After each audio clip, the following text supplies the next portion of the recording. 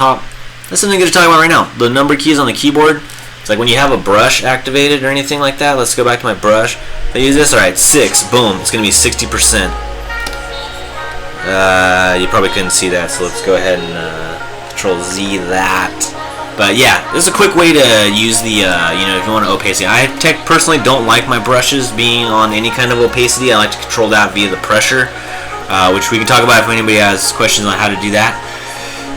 But it is nice to know, like, let's say that I want this layer different opacity. It's like, alright, let's say we're drawing these, like, little, like, details right here. Let's see the color you guys can see. Alright, cool. And it's like, that's too dark. I don't like that. Well, if I hit number 5, it's not going to do anything because the brush is still activated, so you guys are dumb. But if I hold the V key and then I hit 5, boom, then it goes to 50%. So it's a nice way, like if you use the black arrow tool, then you can, whatever number you hit will automatically make the layer like that opacity. And 0 opacity is not 0, but you can make it 0. I think you had to hit twice. Yeah, if you hit twice, it'll go to 0 opacity. Why would I want something 0 opacity? I don't know. You tell me. You're the one that wants it. Shit. Cool. Alright, awesome. Sweet. Excellent. Alright, cool. What we're doing, oh yeah, let's smudge that stuff. So now I'm going to get my smudge tool again. I'm going to put the strength to like, I don't know. Think of it like a test score. It's like, do you want to be the butt kisser in class, getting all A's all the time, like 90% and up? Now, let's be a B student, So I go in the 80%. I think like I've got like 82% right now.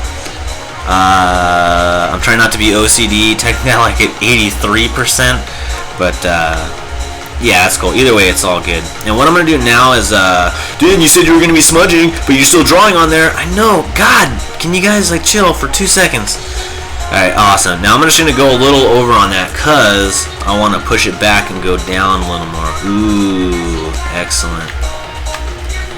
Nice, nice, awesome. Now we're going to soften that up. Well then, why didn't you just use a soft brush in the first place? Well, that's a great question, actually. I'm glad you guys asked. What I want to do is, I like kind of some parts, the shading is not always going to be super soft, Granted, she's a beautiful woman, and I want a lot of parts are going to be soft. But, certain areas, like let's use this as an example. It's like the breastises right here. It's like it's gonna need to be pretty soft transition right here, very gradual. But as it goes up to the arm and then to right here where it contacts toad, it'll actually be a little sharper, Why? Well, that's a great question too. Because basically, like, there's less. It's so much quicker. The spots, you gotta think of it like. Geez, I don't even know what you'd think of it as, but basically, what's happening is light. Is traveling at light speed, at Star Trek speed. So like, when it goes basically like from one spot to another, how much time that takes is going to determine how soft the shadow is. So if it's like a very contact stuff, like where I'm holding this pen, there's not much light in here, but that will be, it's not too much like too much distance, so it's a lot finer, the little like the transition. But if it's like, and a good way to test that is like, oh, you're outside, when you hold your hand close to the ground, the shadow's a lot sharper than when you pull it up. That's like, the basic way to test that, and like a super broad example of it.